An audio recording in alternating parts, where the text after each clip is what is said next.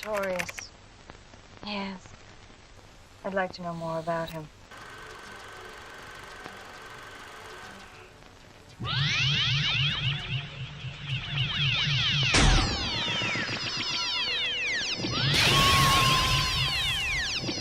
Dr. Crawford Tillinghast, slaving away deep into the night, his fingers beating down on the keyboard, music to his ears.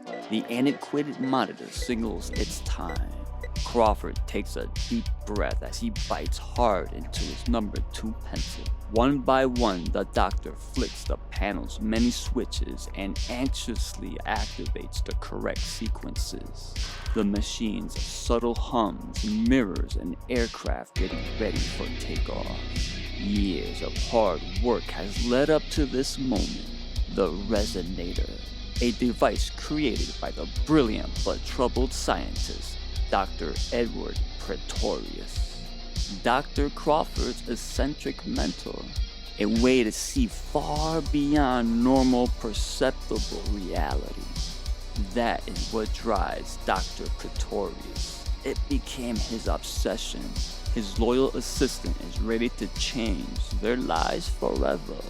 The vibrations become stronger as Crawford activates the resonator.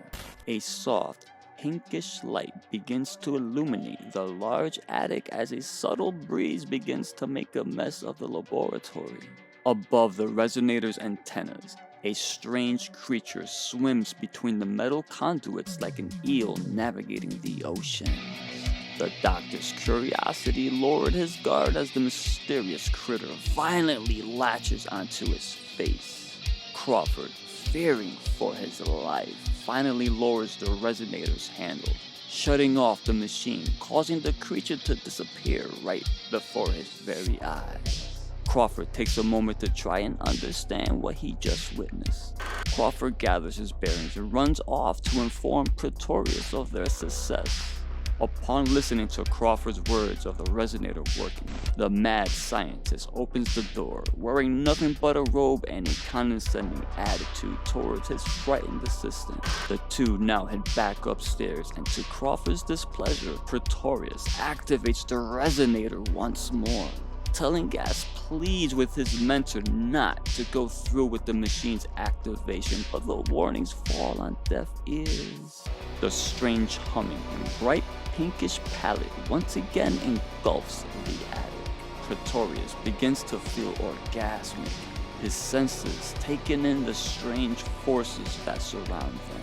The resonator continues to manipulate Pretorius.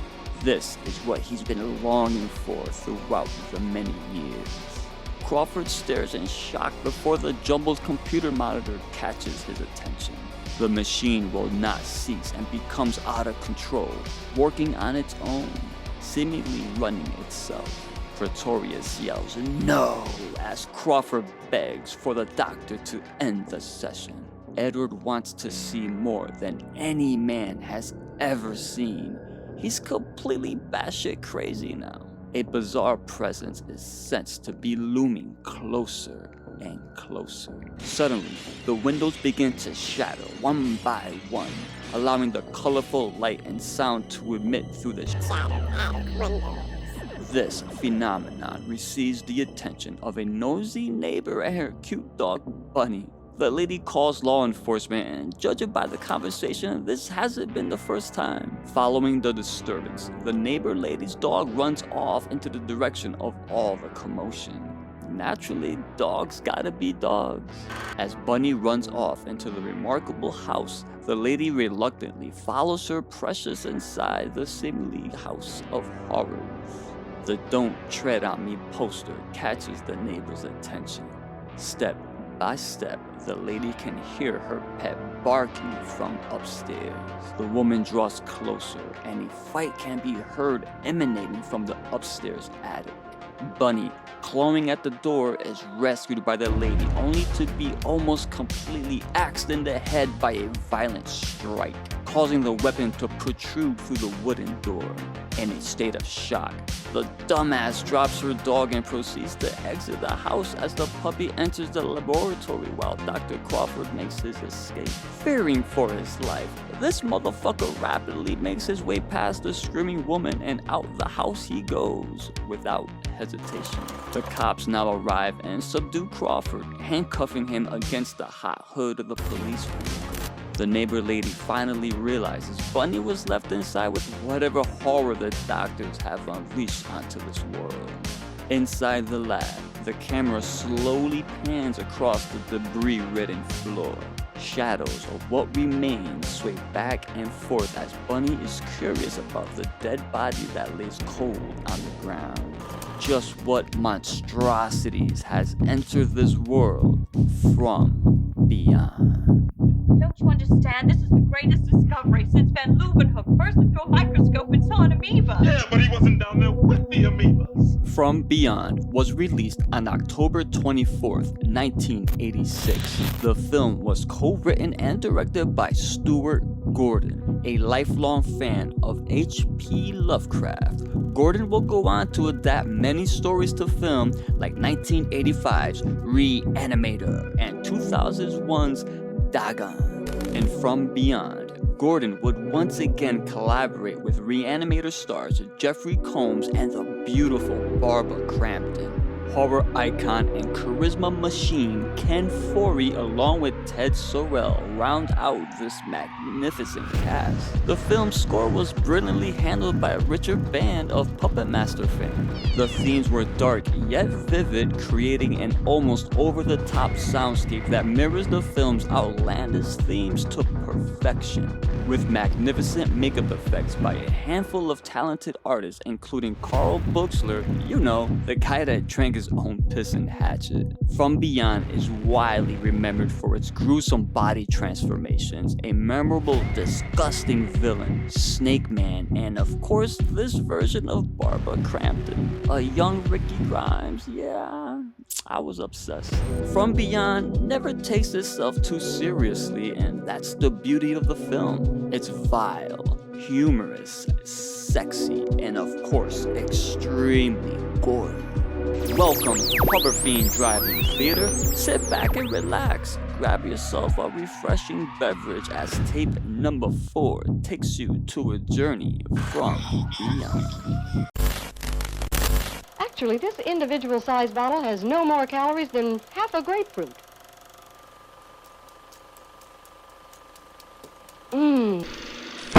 Enter Dr. Catherine McMichaels. As Dr. Crawford Tillinghast is committed to a psychiatric ward, Catherine would love nothing more than to question Crawford concerning the horrific events from the night prior that left one man without a head. Immediately, Catherine and Dr. Block don't agree on each other's methods. You see, Catherine doesn't believe in what the ward does with their patients, let alone the horrendous treatment they undertake.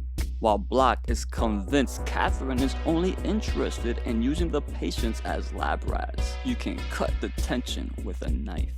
The ward is full of locked up patients, absent of sanity and ripe with perversions.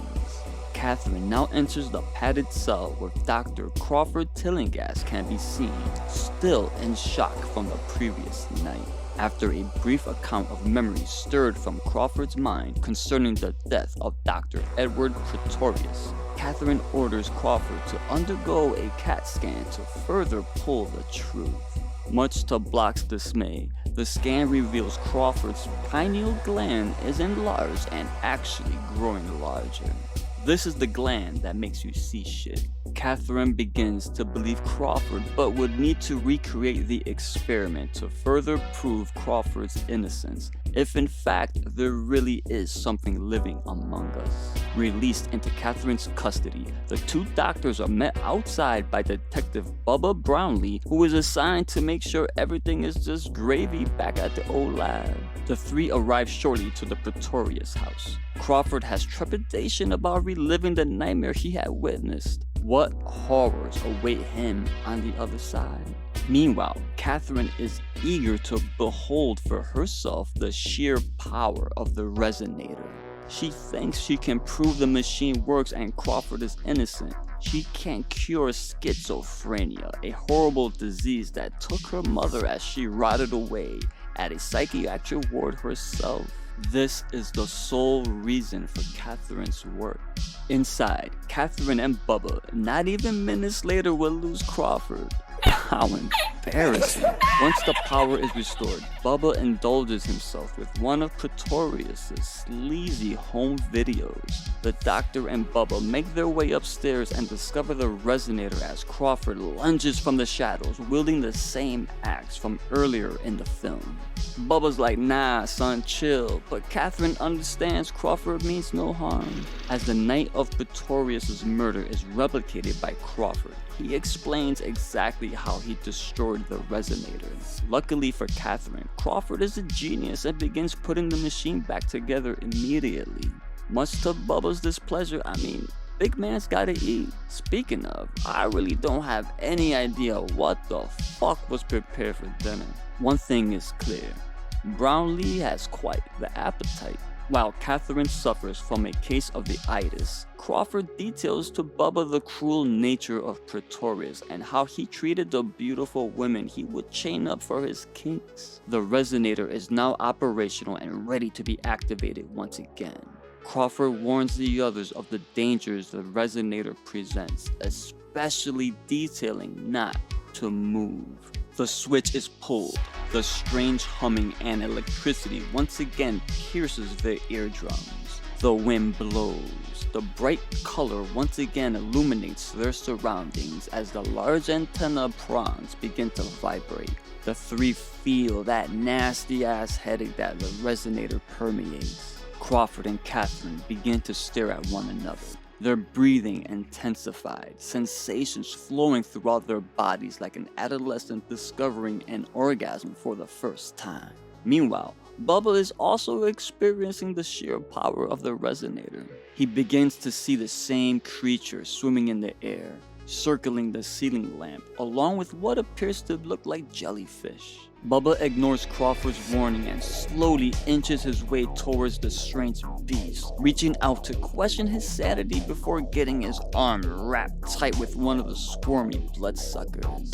Glass begins to shatter. Something truly evil is coming and Crawford can sense it. Before Crawford can shut the machine down, a very familiar voice can be heard, hauntingly calling out to him. Out of the shadows emerges a naked Dr. Edward Pretorius. His mind and body now altered and expanded far beyond what the Mad Doctor had hoped for. Pretorius details a world unlike anything a normal human can experience. A world where the pleasures are far greater than anything in their normal reality. With Pretorius' death, he transcended and ascended to that unknown realm. The former Edward taunts Crawford to touch him, to feel if he's truly real. Crawford nervously obliges and slowly places his left hand on Pretorius' shoulder, revealing his flesh is as soft and gooey as wet Play-Doh. Pretorius laughs his ass off before ripping the flesh off his face, still laughing, still taunting. Suddenly, what's left of Pretorius' face begins to squirm and rip apart. Bubba pops off a few shots, but Pretorius' head ceases to exist. Instead, it's just a fountain of flesh-colored slime as another body emerges from what's left of Pretorius. Crawford shuts off the resonator just in time as Pretorius and the creatures seemingly vanish. The next morning, Catherine feels invigorated. The familiar aroma of breakfast and coffee fills the kitchen, but Bubba ain't feeling it, not after almost dying last night. Things get worse as Catherine explains that the pineal gland stimulates the sex drive, which would explain Bubba's hard on the prior night. Not surprisingly, she wants to run the experiment again, much to the displeasure of Crawford and Bubba. If she would have just listened to Bubba.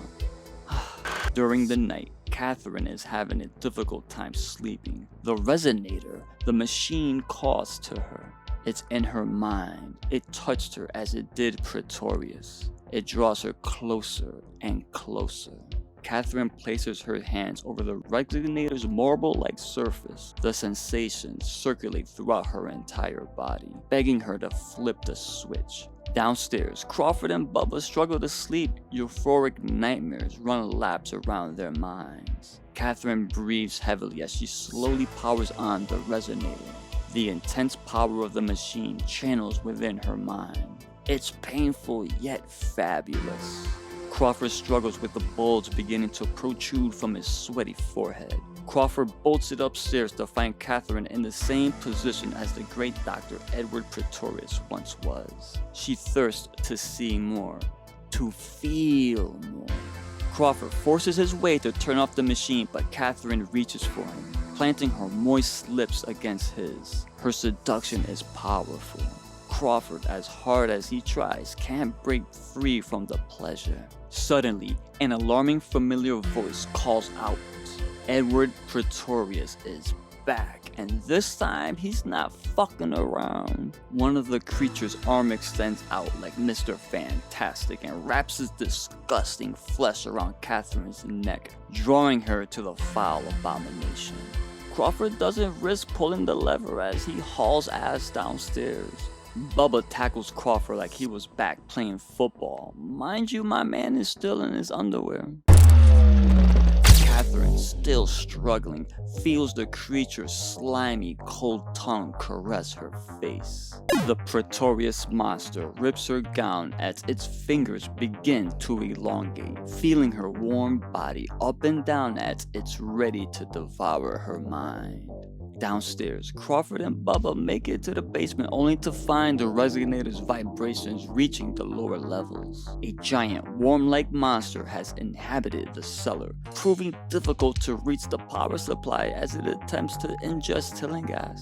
Upstairs, Pretorius once again transforms and attempts to dine on Catherine's head, all while poor Crawford is almost swallowed whole by the monstrous worm. In one of the most memorable moments, Bubba leaps at the enormous grub with only a kitchen knife and his underwear. The attack fails as Crawford is almost down the large maggot's gullet. Bubba thinks fast and rips the power supply clean off the wall, causing Pretorius and the worm to disappear back into their world. As Crawford has seen better days, Bubba finally decides enough is enough and begins packing up to leave the house. Catherine has a breakdown after realizing she just can't control the power of the resonator. Bubba finally convinces Catherine to pack up and leave, however, the pull of the resonator was too strong. Like an addict, Catherine strives for more. Remember the good old days when you used to call me and we could talk about anything? I mean anything. A sudden rapturous feeling comes over the doctor. Catherine discovers some of Edward Pretorius's kinky bondage wear and decides now is a good time to straddle poor Crawford, who just had the worst night of his life. Catherine moans with pleasure. She places her soft hands underneath the blanket as she strokes and strokes. Bubba walks in and sternly asks, "What the hell you doing?" Catherine then turns her attention to Bubba, who, with all his might, turns down the sultry doctor and reminds Catherine who she really is. Meanwhile, the resonator begins to activate on its own as Pretorius has discovered how to turn the machine on from beyond. Crawford awakens as Bubba makes his way back to the attic but is attacked before he can shut off the device. As Catherine and Crawford enter, they are attacked by a swarm of bee-like creatures. As Bubba tosses his flashlight to push the herd towards the light. Unfortunately, the horde of bees flock to him, devouring poor Brownlee to the fucking bone. This shit fucked me up. Pretorius once again emerges and traps Catherine using his disgusting mask. Crawford yells at Pretorius, damning him for not giving pleasure to all those women he abused, only pain. Pretorius sways back and forth, begging Crawford to let it all out, as his pineal gland subsequently rips through his forehead, allowing his enhanced senses to see everything so beautifully. Catherine swiftly sabotages the resonator by spraying a fire extinguisher repeatedly all over the machine, causing it to short circuit. Once again, Pretorius vanishes. Do you think the internet is dangerous? Catherine takes Crawford back to the hospital, and more specifically to Dr. Block. Catherine herself is evaluated for sheer insanity, as her story was much more ridiculous than Crawford's original tale. She is labeled schizophrenic and is ordered to be punished via shock treatment by the sadistic Dr. Block. As Crawford awakens, he escapes his bounds and develops an astonishing hunger for human brains. Talk about a bad case of the munchies. As Catherine is being prepped for her cruel treatment, Dr. Block discovers a bloody Crawford and attempts to reason with him. Crawford's mind briefly returns, and it's kinda sad seeing him in this state. Block tries escorting Crawford back into the hall, but Crawford's pineal gland once again activates, forcing Tillinghast to suck and spit out her eyeball to the grisly floor. Crawford then slurps out all the warm blood from her empty eye socket. The commotion just outside allows Catherine to forcefully free herself from the shady hospital's clutches. Meanwhile, Crawford undertakes a great escape, but his hunger for blood siphons up some more victims. This patient is wild for claiming he saw a snake coming out of the head of the would-be murderer. The snake man attacks the paramedic by repeatedly slamming her face into the concrete. But before he can feed, his pineal gland retracts like a frightened turtle. This gives Crawford the opportunity to flee the scene by committing grand theft auto. Catherine arrives once again to that crazy-ass house. However, this time she plans to destroy the resonator by configuring a timed bomb within the machine. As she tries to escape the detonation, she is ambushed by a crazed Crawford who wants to eat her brain. It's definitely as nutty as it sounds. Trust me. Catherine pleads, and in the last-ditch effort, she bites down on Crawford's pineal gland and tears it from his bulged head, freeing him from its control. The resonator once again fires up, and Pretorius makes one last attempt to take over this world. Crawford taunts the monster until it releases its grasp on Catherine. In one of the film's more absurd moments, Crawford's chased by a gelatinous mass hell-bent on sex and brains. Crawford fights off a further mutated Pretorius until he proceeds to get his fucking head twisted off and gobbled up. Time is still ticking away. Catherine's heart pulses faster and faster as she coerces a school of alien eels to free her from the chains. Catherine ponders quick and distracts the creatures long enough to make her escape. Downstairs, she finds a mutilated Crawford, but before the shit really hits the fan, things get a whole lot stranger. Crawford rises from the Monstrosities' mouth like Jesus Christ and cries out to Catherine to run. As Crawford and Pretorius engage in probably the weirdest brawl ever on film, each devouring the other until there's nothing but bones and bile. Catherine escapes out the window, crashing onto the hard ground as the house explodes. The neighbors gather around Catherine as her bones protrude from both her legs. She laughs hysterically in and out of crying. Has Catherine truly lost her mind? Edward, no! Yes. The greatest sensual pleasure there is to know the desires of